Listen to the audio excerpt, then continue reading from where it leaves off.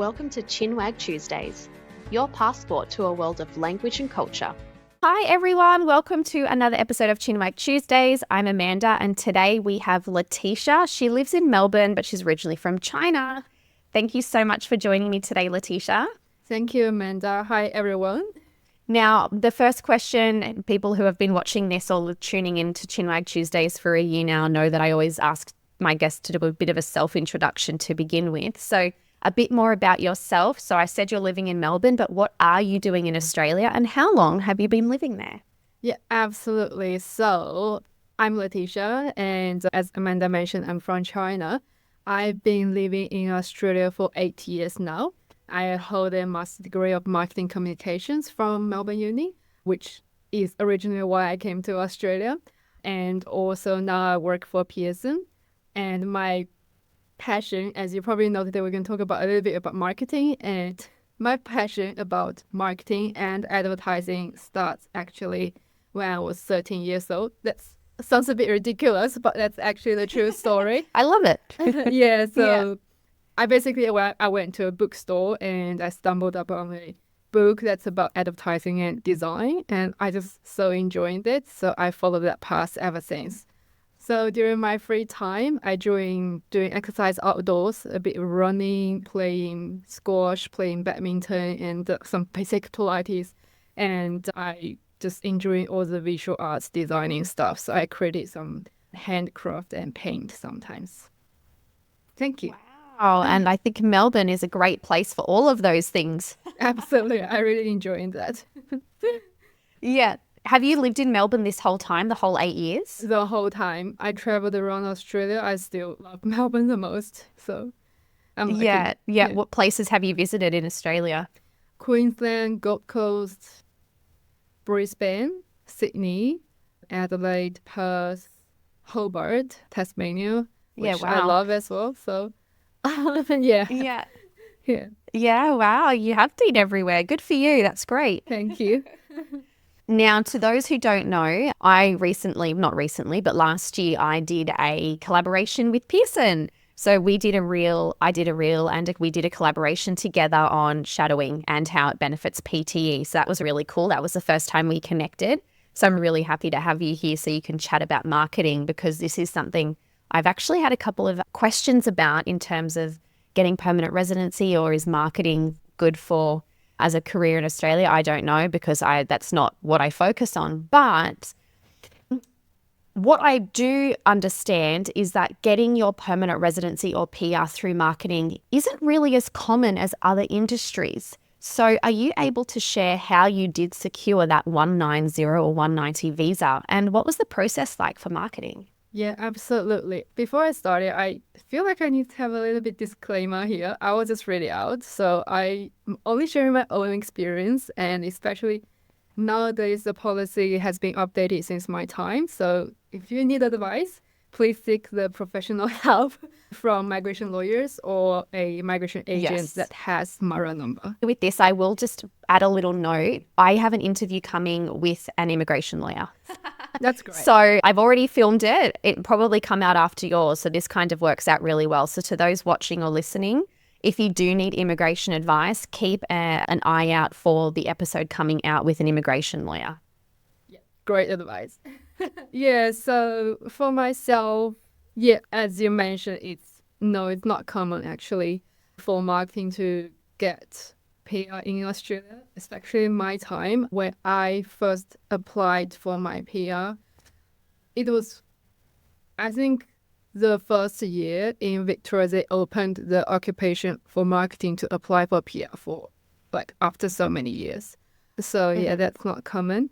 And also it depends on the visa type you apply for and which state or territory you're applying for. Like different states and territories have different policies regarding this. And also looking back my journey, thanks to Amanda, I got an opportunity to trace back my journey a little bit. I think my journey pretty much started the moment I landed in Australia for this PR thing. Every step I took, I would say, contributes to the outcome. Yeah. So, but to explain the actual process, I applied for 190 visa, which is a state nomination visa. And since I've been living in Melbourne, so I just applied from the Victoria government's nomination program. And also the 190 visa falls under skill migration still, so that migration, like the point system still applies. So apart from my age, my degree, which is a fixed factor, I can't change it. I aim to achieve as many points as I can throughout my journey. So I managed to secure the highest possible points I could from the language requirement, which is my PT score, being above 79.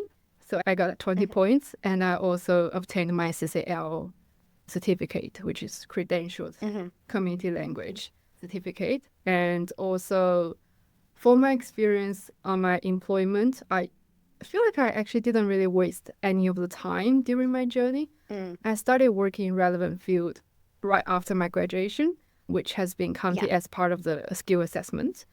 And unlike other occupations, for marketing, we don't have that professional year, so we just naturally lose that 5 points comparing to some other occupations. And also achieving my points, after achieving my points, my agent helped me submit my EOI and ROI. And also once I was invited, my agent helped me to submit the formal application with all the documents. So after that, complete the health check, then it's just a matter of waiting for your visa to get granted. That's the actual process. Okay. Yeah.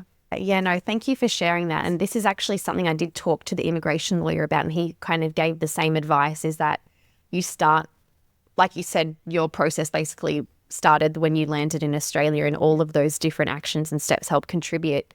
And that's kind of what he was saying as well, is that all of those things kind of contribute, and to not wait until the last minute to start thinking about the next steps. Absolutely. It's throughout the journey, I would really say. Yeah. Did you find it hard to find a job? And I guess, what has your experience been like getting used to your colleagues? I know that sounds like a really random question, but I know that I think Aussies can be very friendly, but it's kind of on a very surface level, and it's really hard to try and connect to people on a deeper level. So did you have any difficulties trying to connect with your colleagues, especially the Aussie ones? No. I found myself really lucky. I'm working in a team that's really inclusive and supportive. Yeah, nice. My colleagues been really great and friendly to me. Also, I think it's important. And like sometimes you don't understand some cultural reference. In my team, I feel like I can freely ask them what's that, and they will be patiently explain to me, which is really great. I really appreciate that. Yeah. And look, I think that I would like to think that's pretty standard. I mean, there's going to be some people who probably might not be as forthcoming, but that's any country. But I would like, and this is something I tell my students and even followers on Instagram, that if you don't know something, ask. If, your colleagues say something, if you don't feel comfortable asking at that moment, wait until after and ask one of the colleagues you are good friends with, or ask someone that you do have some trust in and say, hey, I didn't understand that. Can you explain? Most people are more than happy to explain it because, one, they probably don't even realize that thing is Australian or that people wouldn't understand it. And two, they love sharing part of their language and they think it's really fun to explain it. Yeah, exactly. And also, you can try to put yourself in their shoes. Like if some foreigners ask you about your own culture and language, I think most of the times you will be more than happy to explain to them and share your ideas. It's the same definitely. way.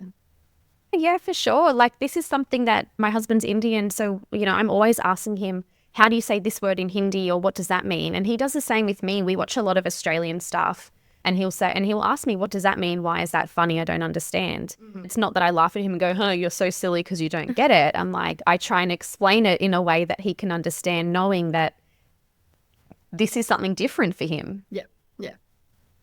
That's cool. So I think I'm really glad that you've had that experience, because it's my hope that most people would kind of be the same. Yeah. Don't be afraid. They're really friendly. Yeah, good. I'm so glad to hear that.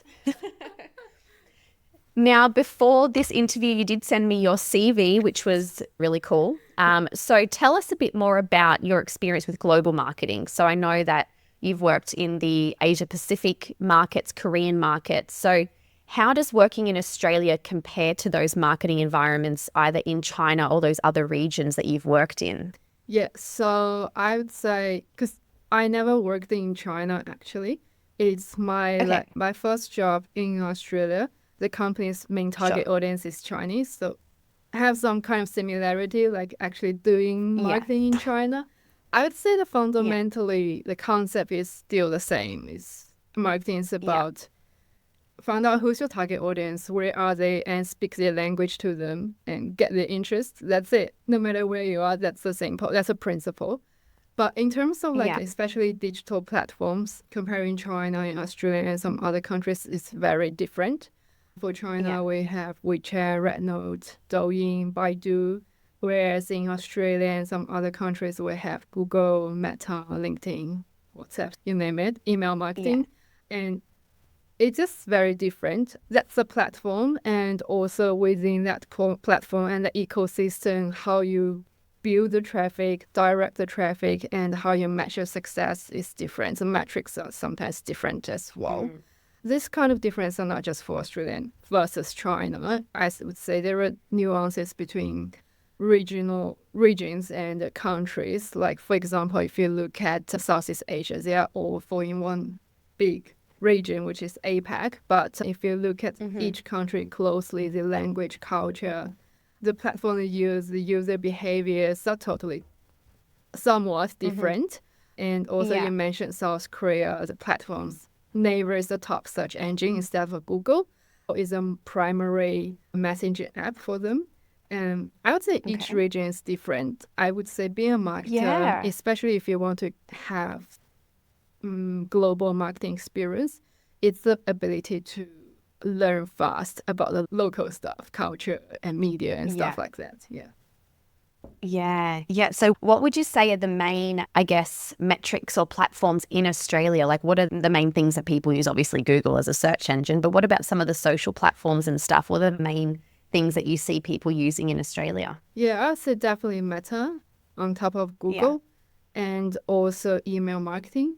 And and after that, I think it depends on your industry and your audience. For example, if you do B2B marketing, then LinkedIn is probably a better platform than Meta. I don't know. But if you do marketing for local young people, then maybe Meta. And yeah, really depends. Like you may even need to do Yeah. sponsorship for AFL. Who knows? Like, yeah, Yeah. yeah. True. Yeah. All right. And you have managed some really large scale marketing campaigns and international events. So tell us a bit about those and what were some of the biggest challenges do you think marketing professionals face when trying to get into the Australian job market? I would say for me, there's three aspects. The first one is the skill gap. The skill gaps, I did not expect that till I entered the job market. It's something like what I needed to know for my daily job wasn't really taught in my formal education. So after I have to learn myself after I realized that while working full time. That's a skill gap, unfortunately. It happens. I hope it nowadays is better. And another thing is cultural intelligence, as you mentioned earlier, about adapting to the local community. You just got to understand cultures, not just like local Aussie cultures, but also Aboriginal cultures. We have so many other cultural communities in Australia. Yeah, you just got to have that cultural intelligence and show that you're willing to learn. Yeah, just nowadays there are so many resources you can do that, and maybe your friends Yeah. are from different cultural backgrounds. You can learn from them as well. Yeah, you just got to Yeah. have that awareness. And another thing is language. I think it wasn't really a major barrier for me, but some of the like slangs or cultural reference can be tricky, which I think watch your videos is definitely helping. Like for this kind of things, you don't really get it from dictionary or like formal education. You yeah. So watch Amanda, please. I love that. Thank you. Nice little plug. Oh, good. Yeah. Yeah. Yeah, so important because as you said, there's so many different kind of and other kind of cultural communities in Australia. It's not just Australian culture. You do have to consider Indigenous culture, the cultures of the different ethnicities. Australia is a growing multicultural country and you do have to understand that all of those other cultures. And I think just be mindful of how you approach marketing for those things, because you don't want to say the wrong thing, be ruthless on the internet, especially if it's like some sort of like Facebook ad or Facebook marketing or anything like that. Yeah. I definitely experienced my first case of my words being taken out of context, and I got abused on Facebook. That's not right. That's not right. Yeah, so that was really tough.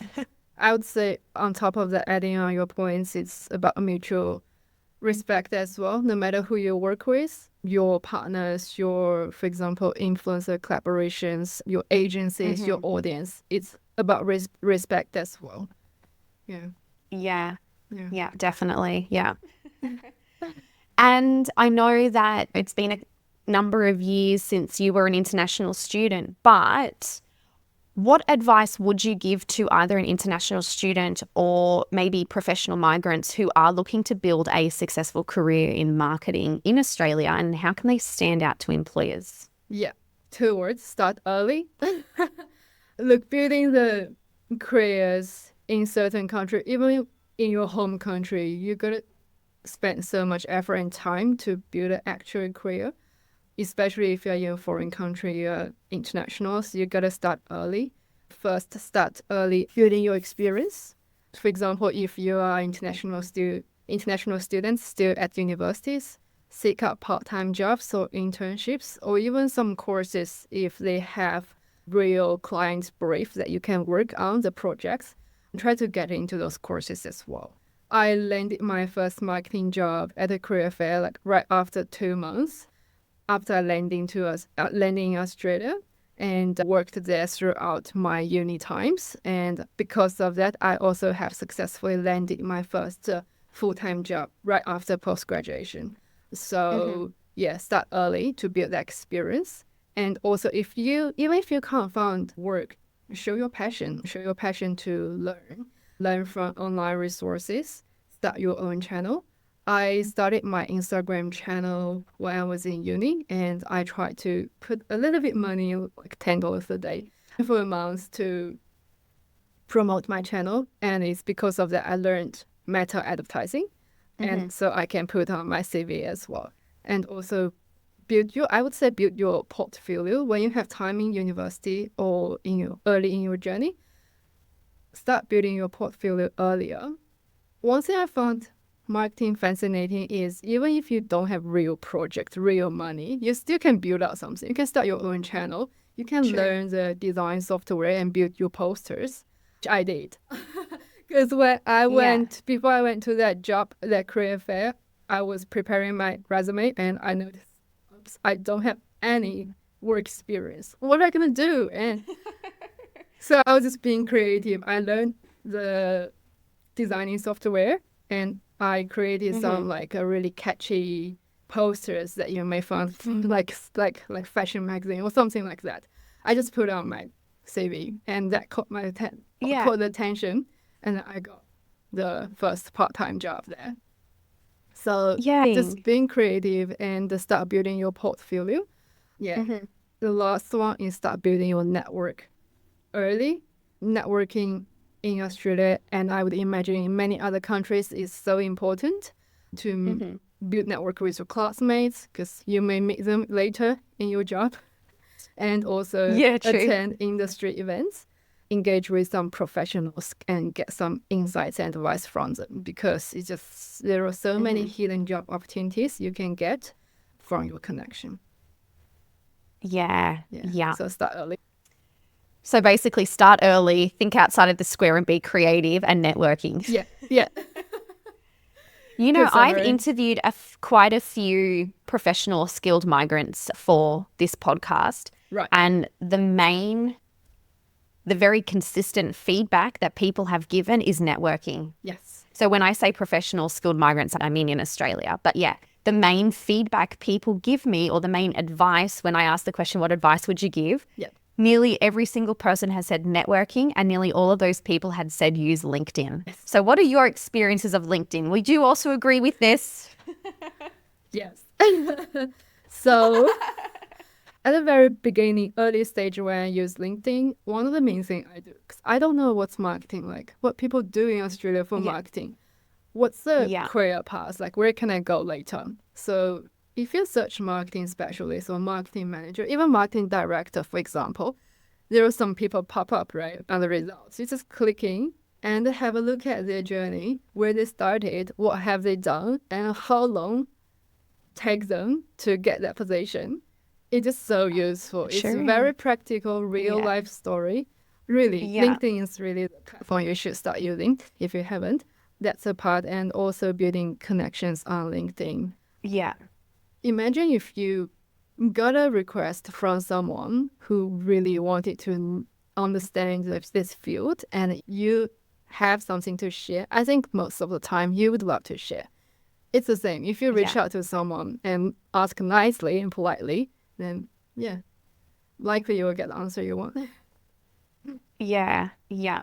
And I really loved what you said about being creative, especially in a marketing kind of field. You would assume someone has a little bit of creativity, but I didn't even consider this, that this is the kind of field that if you don't have any maybe paid work history or experience, you can be creative and you can create these designs, you can create these posters, you can do all these sorts of things to show your skills. And that's something that I didn't even really consider. So that's really great advice. Yeah, exactly. And you can even pretend you're doing marketing for Coca-Cola, for example. If you have like Yeah. 10 grants, what would you do? 100 grand, what would you do?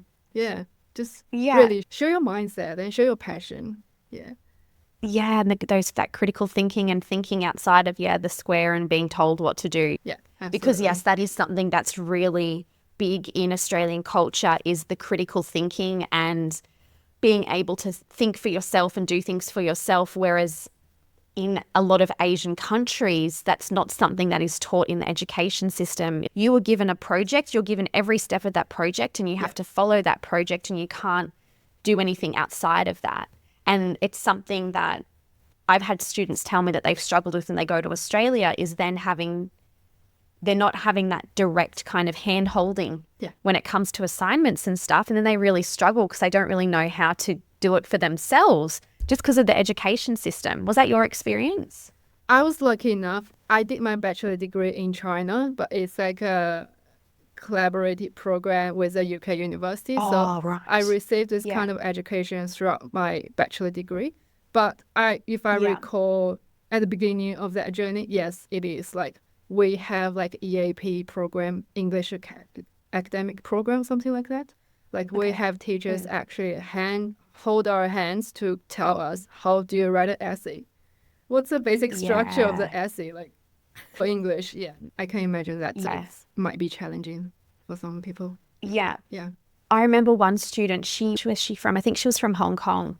And I remember her telling me that when she first moved to Australia, I think she failed a couple of units because she didn't have those skills, just because, again, the education system is so different. Yeah. And then when she was doing her next semester, she was in a lecture, and in the lectures, the teachers ask you if you have any questions, and it's very kind of collaborative and things like that. Yeah. But she noticed that at the end of the lecture, it was always the Asian students that waited around to speak to the lecturer, because that's how they did it in Asia. There's no kind of collaborative features. I mean, I could be wrong, but this is just what she shared. Yeah. And I found that really interesting. And she said that she was watching them and was like, you're not going to be getting any help there. Like, you have to do it yourself. That's kind of true. That came out from my experience as well. Yeah. So Yeah. I'm always a shameless person. Ask in front of everyone. I don't care how stupid that question it is, but I do ask. I do speak out. Yeah, good. Yeah. Yeah, because you don't know how many other people are thinking that question. And I think when more people start asking questions, then it helps other people around you kind of build that confidence to maybe ask the question the next time. Yeah, absolutely. It also kind of provides feedback to your teachers, like, right? Like, what's the progress of the students? Like, what are they thinking? What they don't understand? Yeah. Yeah, because it could also be that. Yes, yeah, exactly. Yeah, because it could be that maybe the teacher has been teaching for 25 years and they're so complacent in what they teach that they don't even think that maybe people aren't understanding the language they use anymore. So if people are asking questions that might make the teacher sit back and think, oh, I think so. maybe I should ask, they'll say that a different way. Yeah, yeah. Especially in some Asian cultures, teachers is kind of like at higher level than students. That kind of authority. There's that hierarchy. Yeah. Yeah, but for me, because my mom is a teacher, I grew up, I was born by a teacher. So, Yeah. the aunties, uncles I know from my mom's college, they're all teachers. So I don't have that stereotype. It's easier for me. Yeah, but don't be afraid. You don't have that fear of teachers instilled in you. No. Not at all. But I do respect them. Yeah. Well, there's a difference between fear and respect, though. Yeah. Yeah. All right. So last question to finish up. 8 years, pretty long time in Australia. So reflecting back on your career and your migration journey, what is one thing you wish you knew earlier that could have made the process easier? I'd say one thing, if I go back, one thing I would really love to tell myself and remind myself is look after my own well-being and health. Being in a new environment, it's very understandable that you may want to achieve goals. You want to prove yourself, but burnout can easily sneak up on you. And because of that, it's very important to maintain balance, be kind to yourself. Only in that way, it's more sustainable and then you can go longer and further. Love it. Thank you so much, Leticia, and thank you so much for all of your information and your insights. I really hope that this helps whoever's watching or listening that is curious about marketing, because most people I speak to are engineers or something that's on a different, like maybe in more demand, I guess. So it's been really interesting to hear your perspective of your journey going through this process with marketing. Thank you, Amanda. Thank you. I really appreciate this opportunity to help me go through my journey again. Yeah. So nice to reflect, I think. Absolutely. Yeah. Thank you so much. Thank you.